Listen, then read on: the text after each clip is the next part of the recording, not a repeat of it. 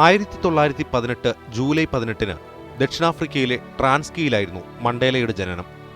പിതാവ് ഗാഡ്ല ഹെൻറി ഫാക്കനിസ്വ, നൊക്കോഫി നൊസെക്കേനി മാതാവും.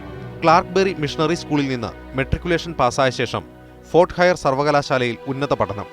രാഷ്ട്രീയ പ്രവർത്തനം നടത്തിയെന്നാരോപിച്ച് 1940 സർവകലാശാലയിൽ നിന്ന് പുറത്താക്കപ്പെട്ടു.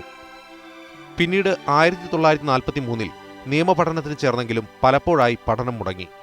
പിന്നീട് 1989 അദ്ദേഹം നിയമബിരുദധാരിയായത്. 1944 ആഫ്രിക്കൻ നാഷണൽ കോൺഗ്രസിൽ അംഗമായി.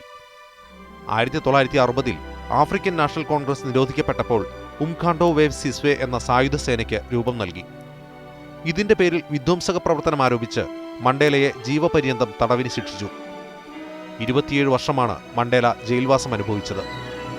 വെള്ളക്കാരുടെയോ കറുത്തവരുടെയോ ആധിപത്യത്തിന് താൻ എതിരാണെന്നും എല്ലാവരും തുല്യാവകാശത്തോടെ സഹവസിക്കുന്ന ജനാധിപത്യത്തിലൂന്നിയ സ്വതന്ത്ര സമൂഹത്തിനു വേണ്ടിയാണ് താൻ ജീവിക്കുന്നതെന്നും കോടതി വിചാരണയ്ക്കിടെ മണ്ടേല പറഞ്ഞു. ഈ പ്രസ്താവന ആവേശത്തോടെയാണ് ജനാധിപത്യ സമൂഹം കേട്ടത്. 1990 ഫെബ്രുവരി 11 മണ്ടേല ജയിൽ മോചിതനായി.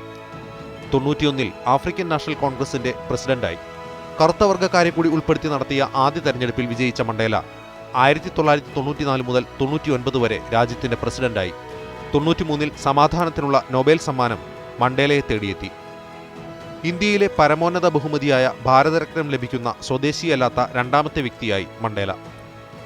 2010 ജോഹന്നാസ്ബർഗിൽ നടന്ന ഫുട്ബോൾ ലോകകപ്പിന്റെ സമാപന പരിപാടിയായിരുന്നു മണ്ടേല പങ്കെടുത്ത അവസാന പൊതുചടങ്ങ്. 1994 ആത്മകഥയായ ലോങ് വാക്ക് ടു ഫ്രീഡം പ്രസിദ്ധപ്പെടുത്തി. ഏവ്ലിൻ ടോക്കോ മെയ്സ് ആയിരുന്നു ആദ്യ ഭാര്യ. പിന്നീട് വിനിഫ്രഡ് മാഡിക്കിസേല, ഗ്രേസ മാഷേൽ എന്നിവരും മണ്ടേലയുടെ ജീവിത പങ്കാളികളായി. 6 മക്കളാണ് ഇദ്ദേഹത്തിന്. ലോകമാകമാനമുള്ള കോടിക്കണക്കിന് സമാധാന പ്രേമികൾക്ക് ആവേശവും പ്രതീക്ഷയുമായിരുന്നു മണ്ടേലയുടെ ഇതിഹാസതുല്യമായ ജീവിതം. News desk, media 1.